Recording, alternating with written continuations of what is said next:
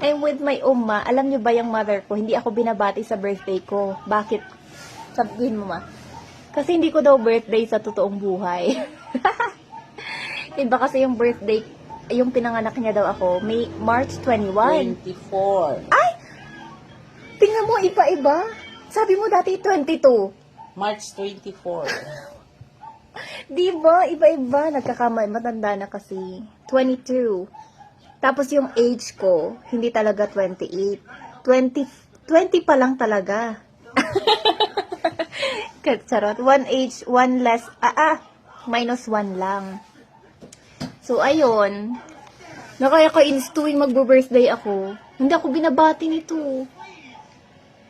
Kasi iba naman daw yung ano. Hindi mo naman Dapat birthday. sinunod na lang yung nasa birth certificate. Ayoko.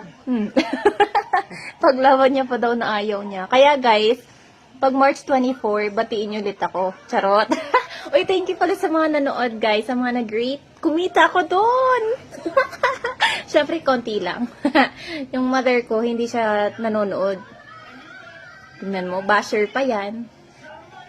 Dapat nagre-react ka kasi sa react na heart, doon malaki yung ano mo. Hindi mag-heart lang. Tapos mag-comment ka, kahit anong comment, napakaganda mo, ganun. Wow.